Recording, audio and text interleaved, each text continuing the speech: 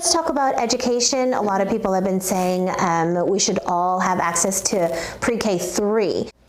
There's a recent study by the Brookings Institute that talked about the impact of pre-K 3 and 4 on not only families, but also the economy. So you get long-term gains, but those who are in pre-K 3 and 4 are less likely to be in prison.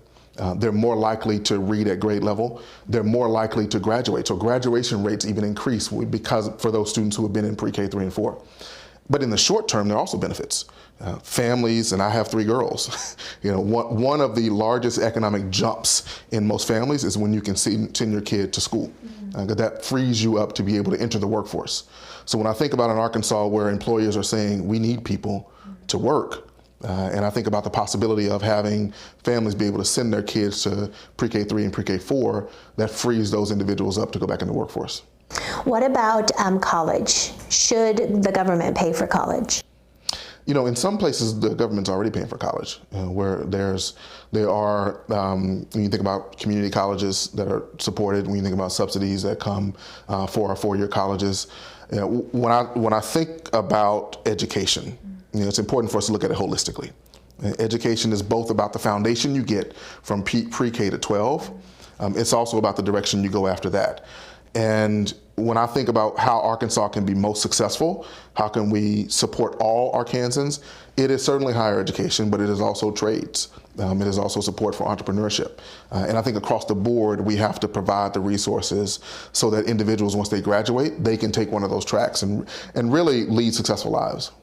And staying with education and then adding COVID to that, do you think the state should mandate masks for children in school and students? And do you think that the government should mandate vaccines?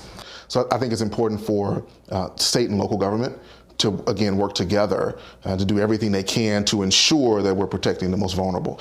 And we see that the evidence says that masks work, and we see that the evidence says that vaccines work.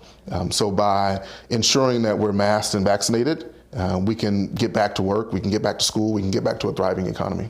Do you think it should be the state that says you can or cannot have a mask mandate at school? Yeah, I mean, that's a big question up for debate right now.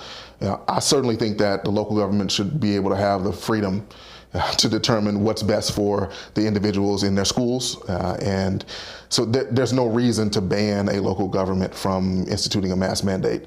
And when the folks at the ground level are saying this is what we want, this is what we need, this is what we believe is going to keep us most safe, I think we have to support that. What about vaccinating? Should the state require state employees to get vaccinated in order to work? And what I've found, what I've seen is that there are initiatives that are effective. When you think about the private sector and the public sector, when you have a choice between, hey, testing every day or vaccines, that there's a freedom to choose which one you want. And those tend to work because it keeps the workforce safe. And as governor, it's important, safety of the workforce, safety of Arkansans is a high priority. And so it's important to do the things that are necessary to keep the workers of Arkansas safe. So maybe giving them a choice between vaccinating and or getting tested. That tends to work, yeah. Okay. What about private businesses? What should the government, how involved should the government be when it comes to private businesses and vaccinating employees? Yeah, I mean, I think we're seeing a lot of private sector businesses that are stepping up and saying, we are putting forth the effort. And I think it's important to make sure that the private sector has the freedom to really move the needle. And there are plenty of examples. And the government sector should amplify those examples that are working, incentivize those examples that are working. And I've seen small businesses that are 5, 10 person shops, and they're 100% vaccinated because they've done it in a way that works for them. And I've seen large organizations. And yes, there are times that you look at the airline industry, and they've had to let some folks go. But the lion's share of folks have said, you know what, I'm going to step up and get vaccinated. And I think that's what people want to do.